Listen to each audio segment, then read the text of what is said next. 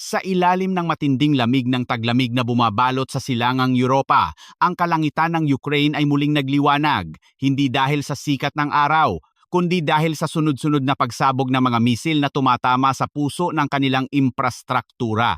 Ang mga lungsod ng Kiev, Kharkov at Sumy ay sabay-sabay na nakaranas ng matinding pagyanig habang ang buong bansa ay nalubog sa tunog ng mga sirena at babala ng panganib.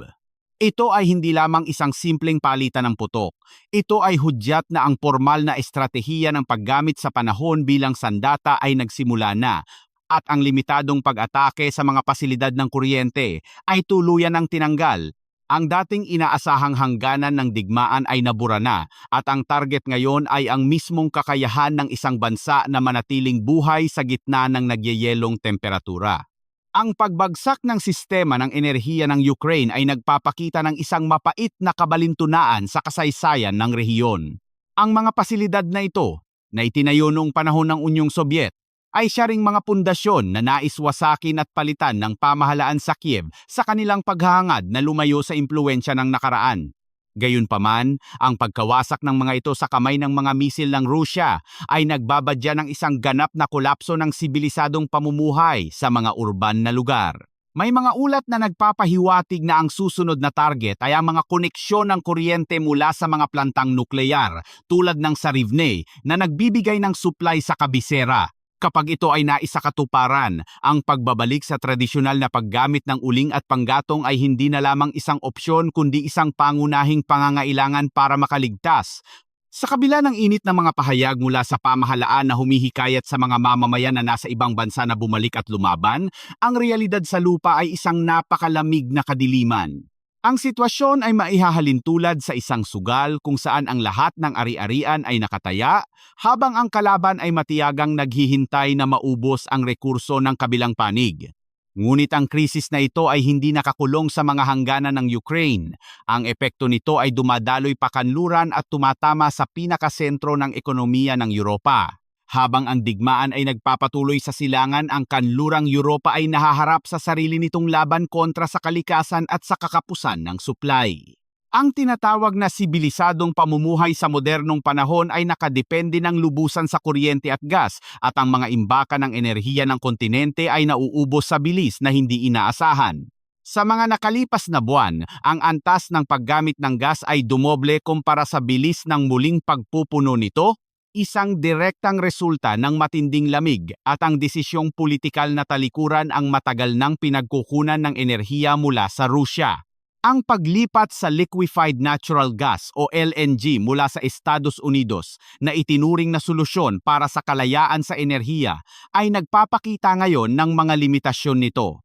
Ang Estados Unidos mismo ay dumaranas ng matinding taglamig at ang kanilang prioridad ay ang sariling populasyon na naglilimita sa dami ng sobrang gas na maaari nilang ibenta sa mga kaalyado sa Europa.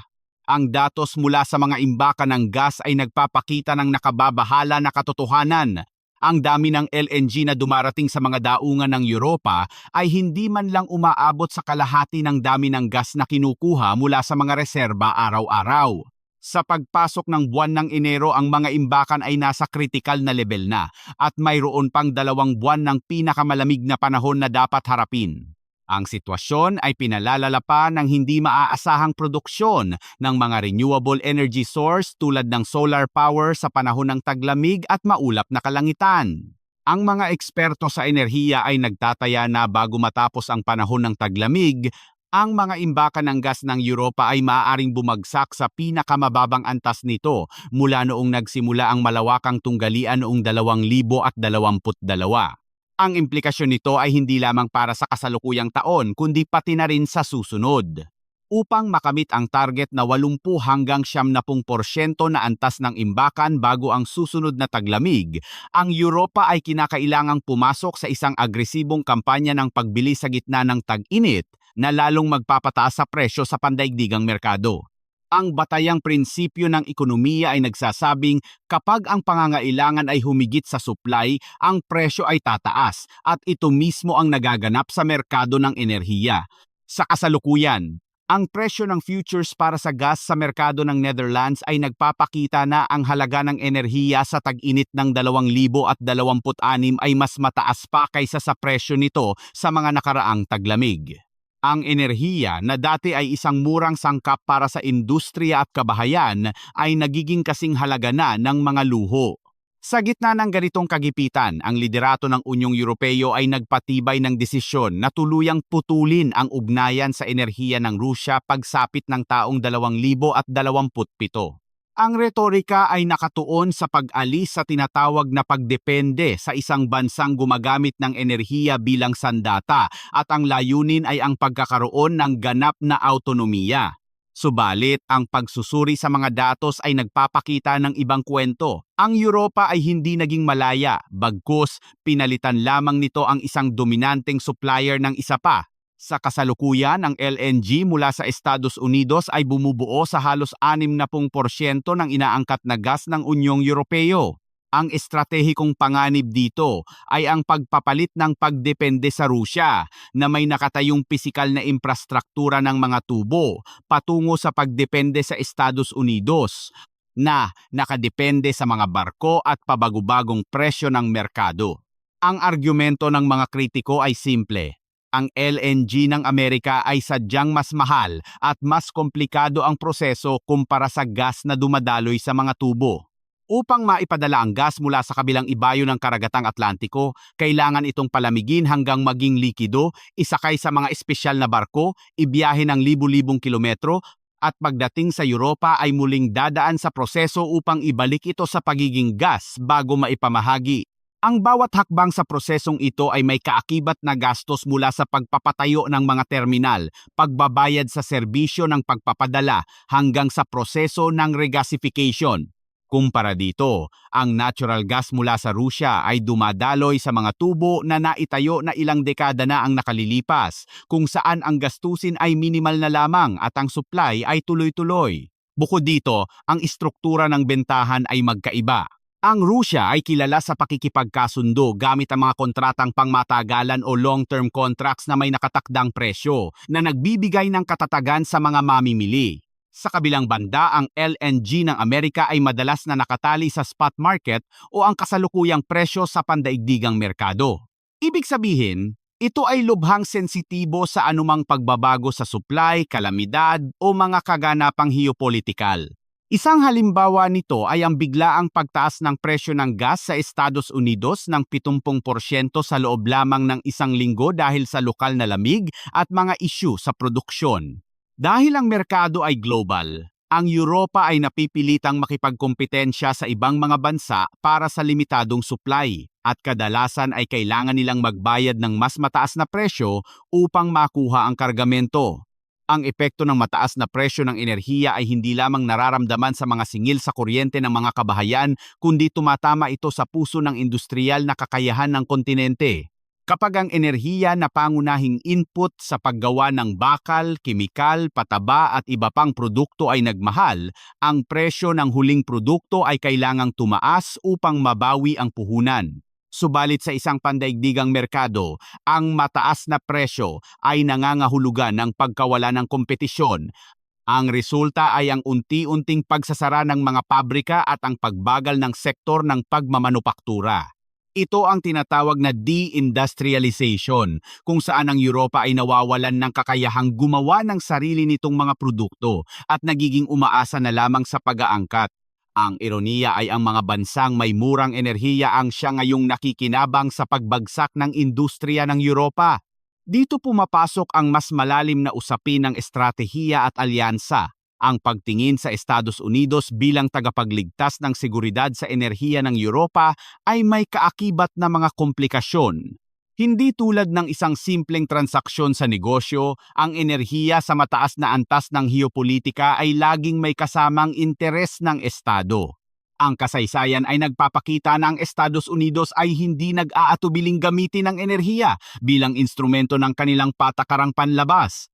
Sa mga nakalipas na administrasyon, nakita natin kung paano ginamit ang mga parusa at presyon upang pigilan ang mga proyektong pang-enerhiya na sa tingin nila ay makakasama sa kanilang interes tulad ng paulit-ulit na pagtatangka na harangin ang mga pipeline na nag-uugnay sa Rusya at Alemanya.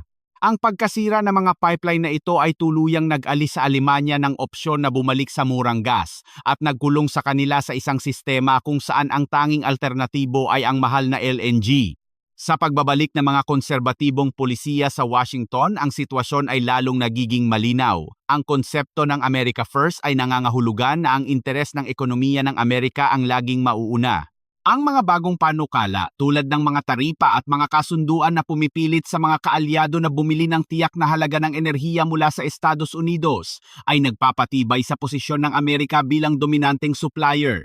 May mga ulat na nagbabanggit ng mga target na halaga na umaabot sa bilyon-bilyong dolyar na dapat bilhin ng Europa upang makaiwas sa mga parusang pang-ekonomiya. Bagamat may mga katanungan sa kakayahan ng Estados Unidos na punan ang ganitong kalaking volume, ang mensahe ay malinaw. Ang layunin ay itali ang ekonomiya ng Europa sa infrastruktura ng enerhiya ng Amerika sa mahabang panahon. Ang pananaw ng marami sa Europa ay tinatanggap ang mas mataas na gastos bilang kabayaran para sa seguridad at pagtataguyod ng demokrasya. Subalit, sa ilalim ng ibabaw, may namumuong pangamba. Ang takot ay hindi lamang tungkol sa pagsalakay ng isang dayuhang kapangyarihan, kundi ang takot na maiwanan ng kanilang pangunahing tagapagtanggol. Ang seguridad ng Europa ay matagal nang nakasandal sa kapangyarihang militar ng Estados Unidos. Ang pangambang mawala ang proteksyon na ito ay nagtutulak sa mga lider ng Europa na tanggapin ang mga kondisyong pang-ekonomiya na sa ibang sitwasyon ay hindi katanggap-tanggap. Para sa marami, ang pagsunod sa mga patakaran ng Washington sa enerhiya ay tila isang insurance policy upang matiyak na mananatili ang presensya ng Amerika sa kontinente. Gayunpaman, ang pagiging sobra ng pagdepende sa iisang kaalyado ay nagdadala ng sarili nitong mga panganib. Ang mga kamakailang kaganapan, kabilang ang mga tensyon sa teritoryo sa pagitan ng mga kaalyado at ang mga pahayag tungkol sa pagbili ng mga estratehikong lokasyon tulad ng Greenland, ay nagsisilbing paalala na sa mundo ng realpolitik, walang permanenteng kaibigan, kundi permanenteng interes lamang. Ang Europa, sa kanilang pagsisikap na umiwas sa impluensya ng silangan, ay tila nasadlak sa isang sitwasyon kung saan ang kanilang soberanya sa enerhiya ay hawak na ng kanluran. Ang paggising sa katotohanan ito ay masakit, lalo na kapag napagtanto na ang mga desisyong ginawa sa ngalan ng kalayaan ay nagresulta sa ibang anyo ng pagkakagapos. Ang estratehiyang ito ng Estados Unidos ay hindi maituturing na basta na lamang kapritsyo o panandaliang kita. Kung susuriin ang mga dokumento ng pambansang seguridad at ang mga pahayag ng mga lider sa Washington, makikita na ang dominasyon sa enerhiya ay sentro ng kanilang plano para sa muling pagpapalakas ng bansa. Ang kasaysayan ng kapangyarihan ng Amerika ay mahigpit na nakaugnay sa enerhiya at salapi. Ang sistemang petrodollar na naitatag ilang dekada na ang nakaraan ay nakabatay sa kasunduan na ang langis ay bibilhin at ibebenta gamit ang dolyar ng Amerika. Ito ang nagbigay sa dolyar ng walang kapantay na halaga at nagpahintulot sa Estados Unidos na magkaroon ng malaking impluensya sa pandaigdigang kalakalan. Ang bawat bansa na nangangailangan ng langis ay nangangailangan din ng dolyar at upang makakuha ng dolyar, kailangan nilang makipagkalakalan sa sistema ng Amerika. Sa loob ng maraming taon, ito ang naging batayan ng kaayusang pandaigdig. Ngunit ang pag-angat ng ekonomiya ng Europa, na pinalakas ng murang enerhiya mula sa Rusya, ay nagsimulang magbigay ng alternatibo. Ang paglakas ng euro at ang potensyal ng isang pinag-isang bloke ng ekonomiya na may sariling mapagkukunan ng enerhiya at teknolohiya ay isang hamon sa dominasyon ng dolyar. Kung ang Europa at Rusya ay nagkaroon ng matibay na alyansang pang-ekonomiya kung saan ang teknolohiya ng Europa ay pinapagana ng rekurso ng Rusya, lilikha ito ng isang superpower na maaaring makipagsabayan o humigit pa sa Estados Unidos. Dahil dito, ang geopolitikal na layunin ay ang paghihiwalay ng dalawang ito, ang pagpapalawak ng mga alyansang militar pasilangan at ang pagsuporta sa mga pagbabago sa politika sa mga bansang nasa pagitan ng Europa at Rusya ay naging mabisang paraan upang lumikha ng pader sa pagitan ng dalawang kapangyarihan. Ang kasalukuyang tunggalian sa Ukraine ay ang rurok ng prosesong ito. Ang Rusya ay napilitang tumugon sa militar na paraan at ang resulta ay ang tuluyang pagputol ng ugnayan sa pagitan ng Berlin at Moscow. Sa perspektibo ng estratehiya, ito ay isang tagumpay para sa Washington. Ang Europa ay muling nakadepende sa kanila at ang banta ng isang nagkakaisang Eurasia ay napigilan. Subalit ang mundo ay hindi nananatiling tahimik. Habang ang plano ay tila gumagana sa Europa, may mga puwersa sa ibang bahagi ng mundo na nagsisimulang gumalaw laban sa kaayusang ito. Ang mga bansang tulad ng Tsina, Iran at Venezuela ay naghahanap ng mga paraan upang i-bypass ang sistema ng dolyar at lumikha ng mga bagong ruta ng kalakalan ng enerhiya. Ito ang susunod na yugto ng tunggalian na tatalakayin natin sa ikalawang bahagi ng ulat na ito. Sa paglipat natin ng focus mula sa nagyayelong kontinente ng Europa patungo sa mas malawak na entablado ng pandaigdigang politika, makikita natin na ang krisis sa enerhiya ay hindi lamang tungkol sa kung sino ang may ilaw o pampainit ngayong taglamig. Ito ay manifestasyon ng isang mas malalim na digmaan ng digmaan para sa kinabukasan ng sistemang pinansyal ng mundo at ang pananatili ng hegemonya ng dolyar. Ang mga kaganapan sa Ukraine at ang mga desisyon sa Brussels ay mga galaw lamang sa isang higanting chessboard kung saan ang tunay na premyo ay ang kontrol sa daloy ng yaman ng daigdig. Upang maunawaan ang estratehiya ng Estados Unidos, kailangang balikan ang pundasyon ng kanilang kapangyarihan sa nakalipas na kalahating siglo, ang petrodollar. Ito ay isang di nakasulat na kasunduan kung saan ang seguridad ng mga bansang nagluluwas ng langis, partikular sa gitnang silangan, ay ginagarantiya ng Washington kapalit ng isang simpleng kondisyon: ang langis ay dapat ibenta gamit lamang ang dolyar ng Amerika. Ang mekanismong ito ang lumikha ng artipisyal na pangangailangan para sa dolyar sa bawat sulok ng mundo. Ang sinumang bansa na gustong mag-import ng enerhiya ay kailangang magkaroon ng reserba ng dolyar na nangangahulugang kailangan nilang makipagkalakalan sa Amerika o bumili ng utang ng Amerika. Ito ang sikreto kung bakit nananatiling matatag ang ekonomiya ng Estados Unidos sa kabila ng paglilimbag ng trilyon-trilyong salapi. Ang mundo ang sumasalo sa implasyon dahil ang mundo ay gutom sa dolyar.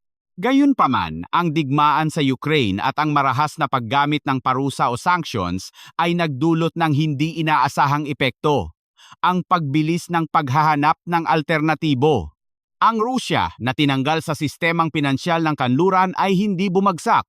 Sa halip, ito ay bumaling sa silangan. Ang China, na siyang pinakamalaking mamimili ng enerhiya sa mundo, ay nakakita ng pagkakataon. Nagsimulang dumaloy ang langis at gas mula sa Rusya, Iran at Venezuela patungo sa mga pabrika ng China nang hindi dumadaan sa sistema ng dolyar. Gumagamit sila ng yuan, ruble o direktang palitan ng kalakal. Ito ang bangungot na matagal nang kinatatakutan ng mga estratehista sa Washington: ang pagkabuo ng isang parallel economy na hindi kayang kontrolin o parusahan ng Estados Unidos. Ang tugon ng Washington sa banta ng de-dollarization ay agaran at agresibo. Ang pagbabalik ng doktrinang energy dominance ay hindi lamang tungkol sa pagbebenta ng LNG sa Europa. Ito ay tungkol sa pagwasak sa mga alternatibong supply na nagpapalakas sa mga karibal. Ang matinding presyon sa Iran at Venezuela ay hindi lamang dahil sa kanilang politika, kundi dahil sila ang nagbibigay ng langis sa China sa labas ng sistemang petrodollar.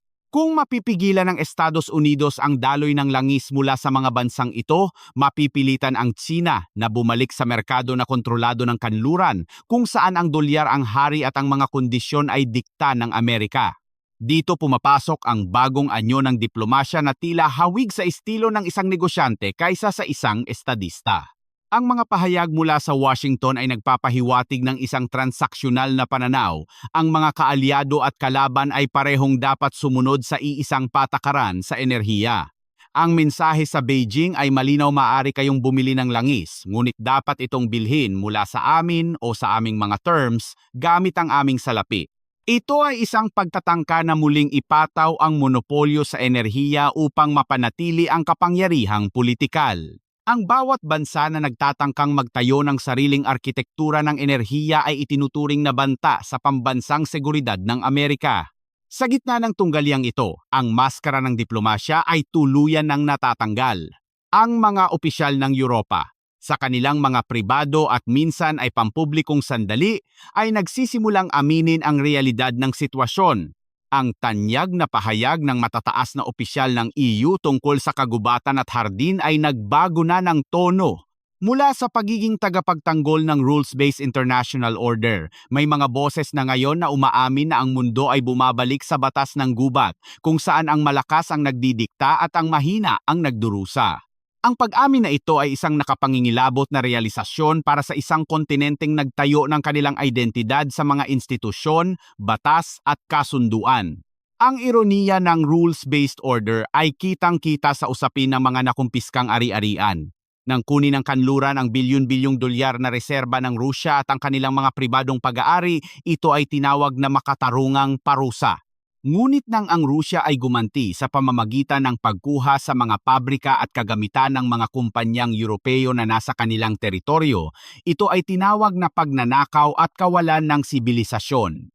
Ang dobleng pamantayan na ito ay hindi nakaliligtas sa paningin ng Global South. Ang mensahe ay malinaw, ang mga patakaran ay nalalapat lamang kapag ito ay pabor sa naghaharing kapangyarihan.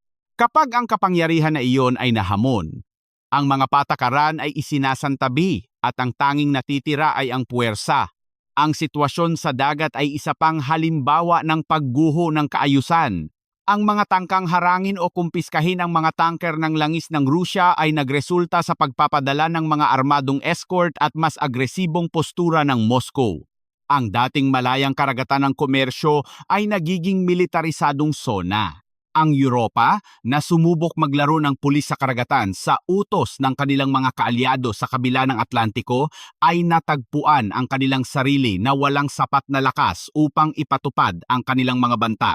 Ang resulta ay isang mapahiyaing pag-atras o ang tahimik na pagtanggap na hindi nila kayang pigilan ang daloy ng kalakal ng kanilang kalaban. Balikan natin ang Europa, ang sentro ng dramang ito. Ang kanilang kalagayan ngayon ay nagsisilbing pinakamalinaw na babala sa buong mundo tungkol sa panganib ng pagkawala ng estratehikong autonomiya. Ang Europa ay mayaman, may mataas na teknolohiya, at may matatag na institusyon. Ngunit dahil isinuko nila ang kanilang seguridad sa enerhiya at seguridad militar sa isang dayuhang kapangyarihan, sila ngayon ay walang magawa kundi sumunod. Naging biktima sila ng kanilang sariling hubris o labis na pagtitiwala. Minaliit nila ang kahalagahan ng murang enerhiya ng Rusya sa kanilang tagumpay at labis silang umasa sa payong ng proteksyon ng Amerika. Ngayon, sa harap ng deindustrialization at krisis panlipunan, wala silang matakbuhan. Ang Amerika, na kanilang inaasahan, ay abala sa pagpapalakas ng sarili nitong ekonomiya, kadalasan ay sa gastos mismo ng Europa. Ang mga bansang tulad ng Poland at Alemanya ay patuloy na nagsisisihan at nagtuturo sa Rusya bilang sanhi ng lahat ng kamalasan, ngunit ang katotohanan ay mas masalimuot. Ang lagay ng panahon ng matinding lamig ay tila isang banal na parusa o simpleng paalala ng kalikasan na ang ideolohiya ay hindi nakakalikha ng init. Ang realidad ng pisika at logistik ay hindi nadadaan sa talumpati sa parliamento. Kapag ang tubo ay walang laman at ang tangke ay tuyo, ang lipunan ay yayanig. Ang Europa ay nagiging isang halimbawa ng basal state sa modernong panahon, isang rehiyon na bagamat mayaman, ay walang tunay na kalayaan sa pagpapasya at nagsisilbi na lamang na buffer zone at merkado para sa kanyang protektor. Ano ang ibig sabihin nito para sa natitirang bahagi ng mundo at partikular sa mga bansa sa Asya? Ang aral ay napakalinaw at napakaseryoso.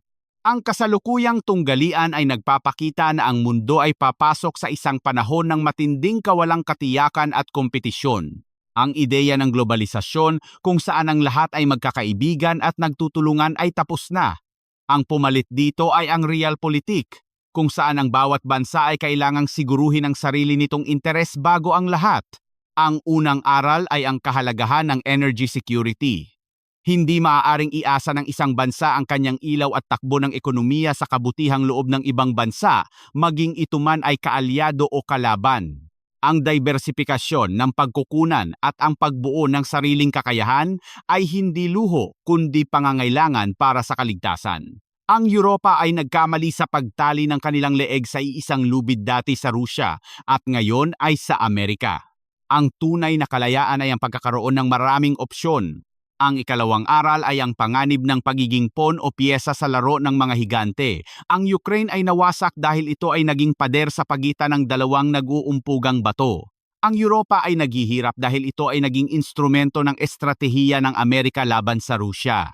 Ang mga maliliit at katamtamang bansa ay dapat maging maingat sa pagpili ng papanigan. Ang pagiging sobrang lapit sa isang kapangyarihan ay maaaring magdulot ng proteksyon, ngunit ito rin ay naglalagay sa bansa sa linya ng apoy kapag nagkagipitan. Ang neutralidad at balanseng diplomasya, bagamat mahirap panindigan, ay kadalasang nagbibigay ng mas mahabang buhay sa isang bansa. Panghuli, ang krisis na ito ay nagpapakita na ang pinakamalaking banta sa kapayapaan sa kasalukuyan ay hindi ang pag-usbong ng maraming sentro ng kapangyarihan o multipolar world, kundi ang marahas na pagtutol ng kasalukuyang hegemon na tanggapin ang pagbabagong ito. Ang determinasyon ng Estados Unidos na pigilan ang pag-angat ng China, Rusya at iba pang bansa sa Global South ay magdudulot ng higit pang friction, proxy wars at economic coercion. Sa pagtatapos, ang mundo ay hindi nahahati sa pagitan ng mabuti at masama o demokrasya at otokrasya gaya ng madalas ipinta sa media. Ito ay nahahati sa pagitan ng mga may kapangyarihan at mga wala, sa pagitan ng mga bansang may sariling enerhiya at mga bansang umaasa, sa pagitan ng mga bansang kayang ipagtanggol ang kanilang soberanya at mga bansang napipilitang lumuhod. Ang taglamig sa Europa ay isang babala. Sa bagong panahon ng batas ng gubat, ang kahandaan, pragmatismo at pambansang interes ang tanging sandata na mahalaga. Ang mga bansang hindi matututo sa sinapit ng Europa ay nakatakdang ulitin ang kanilang pagkakamali sa ilalim ng ibang araw at sa ibang konteksto. Ito ang realidad ng ating panahon. Walang sasalba sa atin, kundi ang ating sariling pagkilala sa katotohanan.